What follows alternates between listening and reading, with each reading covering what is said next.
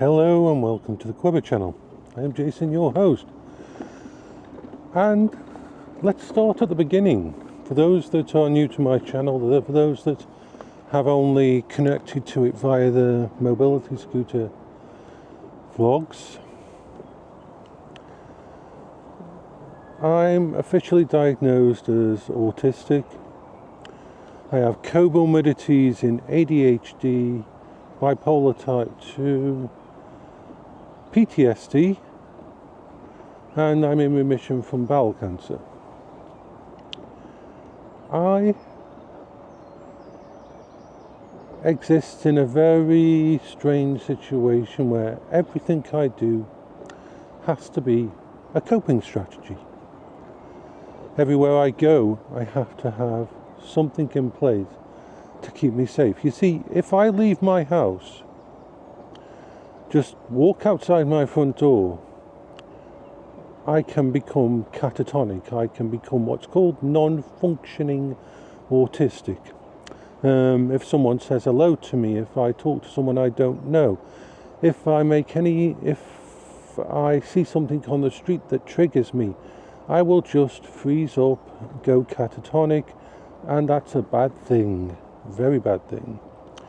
I suffer from massive anxiety, panic attacks, and all these things, all brought about by all the different things I face. Now, my diagnoses came later in life, but for my entire life, I spent my time, if I had to leave the house, I would go from A to B. I avoided people, I avoided contact with others in the world. I spent my entire life trying to hide.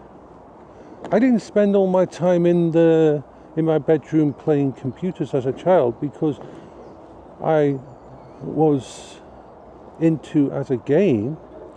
It was because computers and games made sense to me. The real world out there never did. Nothing about the real world made sense to me. I had a pretty good upbringing. My dad died when I was 12, but I was not very close to my dad. He was an awesome person, but he was more focused on my sister. That's a tale for another thing. But I was definitely a mummy's boy, and my mum taught me well. She was amazing. Not perfect, of course. That's a story for another video. But she did raise me well, and she knew from early age that I was different, and she helped me a lot all through my life, even though we didn't know it was autism at the time, because they just thought I was lazy in school. They just thought I was disruptive. Back in the 70s and the early 80s, they didn't have the training that they have now. So I was facing a situation where the world didn't make sense. What people said and did didn't make sense. Life didn't make sense, but computers, technology did. It was my first safe space without even knowing it was a safe space. And so I spent much more time with computers and games, because in games, you did something, you got a reward. You completed a quest, you got a reward for it. In real life, it doesn't work like that. In real life, it doesn't make sense. And so I just spent my life like that. I met an amazing woman who became my girlfriend, Paola, and a year after we met, she got ill with incurable cancer, and I spent the next 20 years looking after her. I was able to function outside the house because she understood me, and she was my anchor. When I left the house, I was either pushing her wheelchair. I pushed her wheelchair, and that for so much over 18 years that for 2 years after she died, every time I left the house, my hands would automatically go into the position from the pushing the wheelchair. This totally watching Paola die slowly over time and not being able to stop it totally destroyed me. It did not go well. And when my wife died, I had nothing. All my support network, all my coping strategies were ripped away from me. And I was at an end-of-line situation. I mean, they tried everything and nothing was working. And I was at the point where if you look on up Queber in 2019 on Reddit, you will see me saying goodbye to all the places I used to know, saying thank you to all the people that provided fun and enjoyment to Paola. This was me about to end of line. I had because the part of the PTSD is I was seeing my wife's death 5 or 6 times a day. As part, my PTSD was based around her death. I was there when it happened. I was watching when they tried to bring her back, and let's just say it was not a fun thing to relive those last 30 minutes over and over again when anything could trigger it. So I was giving up. There was nothing for me. Bipolar type 2 meant that I spend most of my life depressed anyway. I have to fight to be happy. I have to put energy in to smile.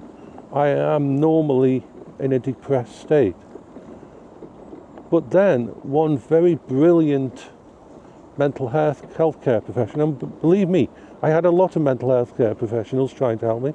I had a senior psychologist, I had an ADHD specialist, I had a bipolar specialist, I had someone who thought I was autistic, was trying to help. These were all official people. These weren't just friends from Facebook. These were actually mental health care professionals who were trying to keep me alive and keep me in this world.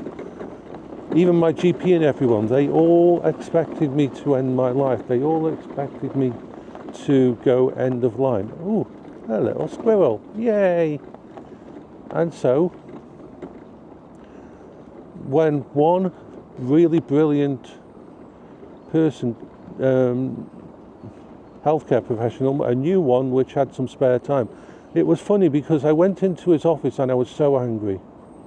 I just wanted to give up. I just wanted people to leave me alone and let me end it all. I didn't want to do anything else. I didn't want to try any new technique because none of it was working. All of it was making me feel worse.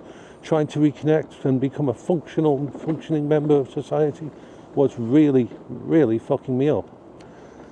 So he sat down, had me sit down in his office, and while we're talking, we're just having a little chat, and he said hello to me, and then he picked up my file and started reading it. Now this annoyed the fuck out of me. I will tell you now, this annoyed the absolute fuck out of me because I thought, holy shit, why can't this fucker have read my file before I got here? If he hasn't got the thingy to actually put that kind of effort in, to put a tiny bit of effort in to read my file before I get in his freaking office, how dare he? And I was ready to rant. I was ready to read him the riot act. I was ready to take him apart. I was in full-on rage. I had nothing to lose. And this person had brought me into more pain, more newfangled ideas they wanted to try, and the little shit hadn't even read my file before I got there. And then something absolutely amazing happened. He put the file down and he said to me, "How come you're not dead?" And that totally took the entire fucking wind out of my sail. I was ready to go off on him. I was ready to shout at him. I was ready to rip into him as soon as he started giving his opinion on things and how things could go. And so I was instantly, I just let a breath out. And then he said, "I've seen people who are dealing with half of what you're dealing with, and we've sadly not been able to help them.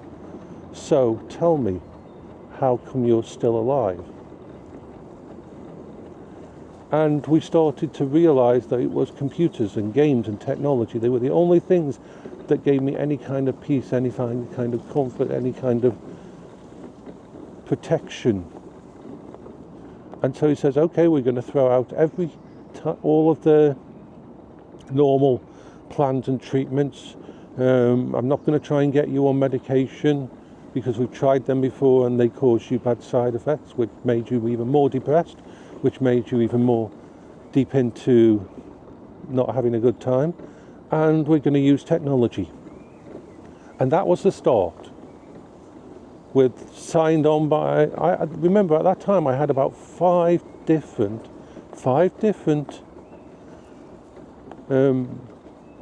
experts trying to help me. They pretty much all were signed off within like 6 months, except for one person. I always had access to the crisis line and access to medication if I ever needed it. That was never taken away if I ever needed it. And basically, virtual reality, technology, computers. He's the one who also suggested getting me onto disability in there. So you need to be on disability, you need to use that money to help fund all of this, and you need to get help from different places. That's what we're going to forge a new path for you, a different path, and an original path that most don't face. And computers and technology were my safe space. They've allowed me to face and deal with everything. When I put my VR headset on, I can sing, I can dance. When I sit in front of the camera on my thingy and talk to people, I can do that, I can do my vlogs and that, because it's technology. And so, everything was going slowly evolving over the years. It started out with me spending 12 hours a day streaming, and because that was the only thing. But now I don't stream much at all, or very rarely at all, because I prefer to spend time with my friends on Discord, or doing all of this. I just got a fly in my mouth.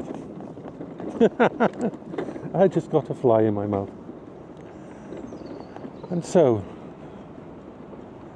that's how it started. And what makes this so amazing is that, let's go outside.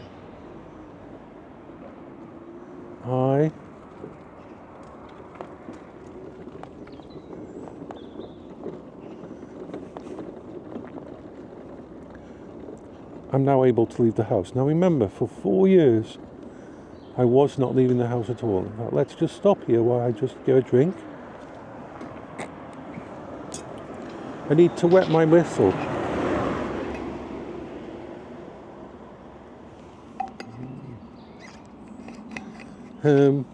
So, for 4 years, computers, technology, setting up a safe room in my house, and a safe house and a safe garden, and expanding it to my garden. I probably left the house in 4 years. I probably left the house 25 times. Most of them would be for CT scans to the hospital, or the few times I had to go to the bank to sign stuff. Apart from that, everything was done online. Food, shopping, everything. And even when my blood tests needed to be taken, it was done by people coming to my house and take the blood test. I had every 6 months a nurse would come and check on me and things like that. I would have phone call appointments with my mental health professionals and stuff like that. So that was my life. Literally leaving the house was deadly for me. Going outside my safe space was deadly for me. So,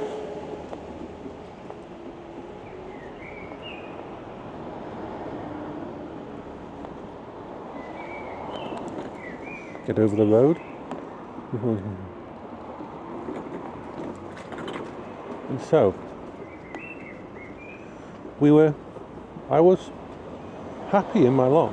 And then this year, I had to go through something called a PIP assessment, where they check your disability, where they check whether they're going to get rid of it. And it's a really stressful, horrible situation where a lot of people get taken off PIP and taken off their disability. And I was so scared because of the way my treatment is, because most of it is done by me and with a few messages to my GP, because there's no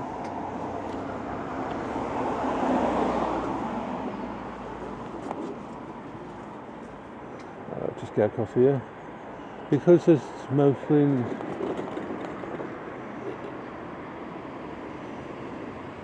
mostly me on my own. There was no documentation, no backup, no witnesses to help to justify what I was doing, and so I was very stressed by it. But one of the problems with having so many problems is this: you forget just how ill you are. Press a button. You forget how everybody who talks to you and you explain to them all your problems is like, oh my God, how are you coping? Because I'm so used to it, because I've been depressed my entire life, because it's been my normal state of being, I don't see it as easily. But this very person, this assessment was done online. I mean, not online, it was done on a video call type thing. And I was talking to, this was like a month after I had been officially diagnosed as having autism and my full assessment. And this lady, whose job basically was to get people off disability. Let's not get that wrong. These assessments are built and set up to get people off, if they can, off disability. By the time we had ended our talk of 43 minutes, she was actually advising me on how to, another squirrel, on how to help myself and how to get myself better and better situations and help for what I was dealing with. She was so empathic and on my side because of what she was like basically seeing all the stuff I was dealing with. She didn't try to trick me, she didn't try to get me off things. She was like so helpful. She said, have you thought of getting yourself trying to get higher mobility? We might be able to get you higher mobility so that you can get a car, so that you can leave your house. Have you thought of trying to create, and she said the word, a mobile safe space? So, this was total game changer. I hadn't thought about this because for the longest time, when a person's very disabled, you start to not see yourself as disabled. You start to see yourself as, this is just how it is normally, and therefore you don't expect that you deserve to have any help. So it's just a common thing that most disabled people don't like to class themselves as disabled or try to ask for help now. And so when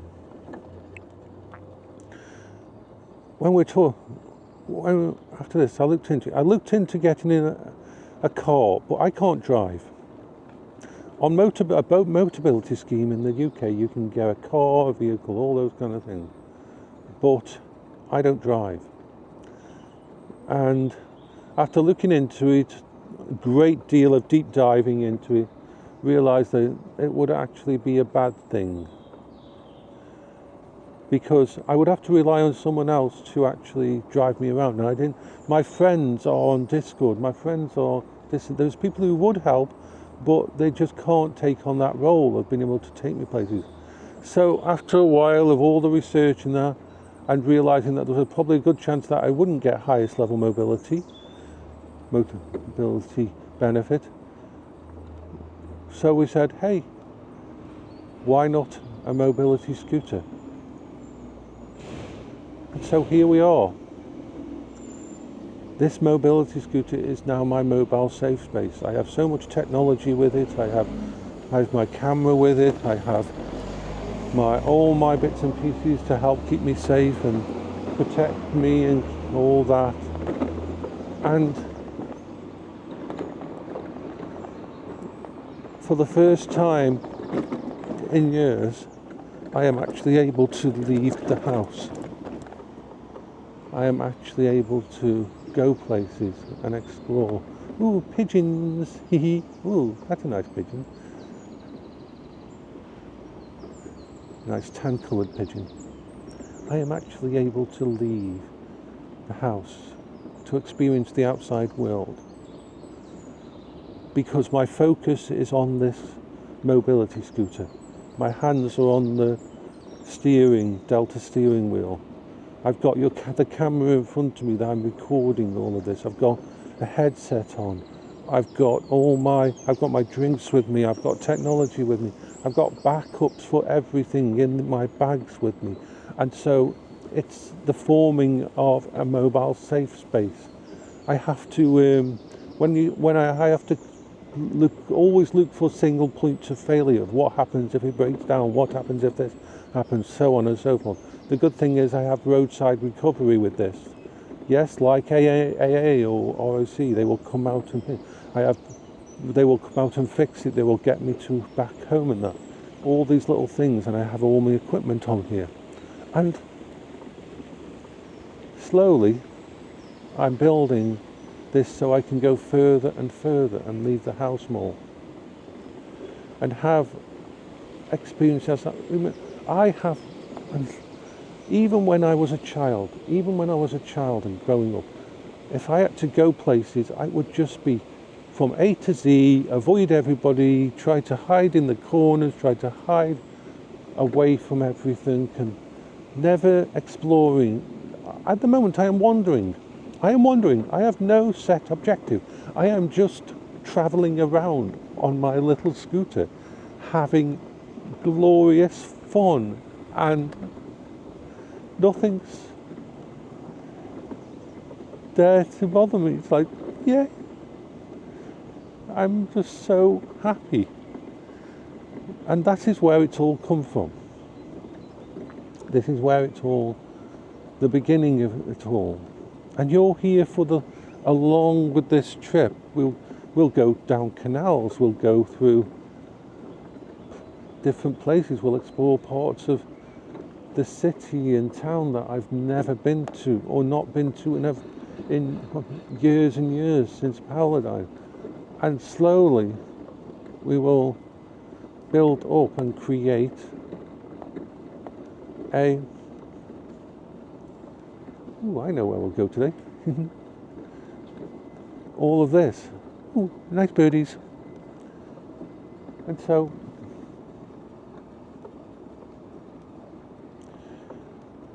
I am very, very lucky to have thinking that my technology affinity, because this is a mobile safe space and because it's based on a very advanced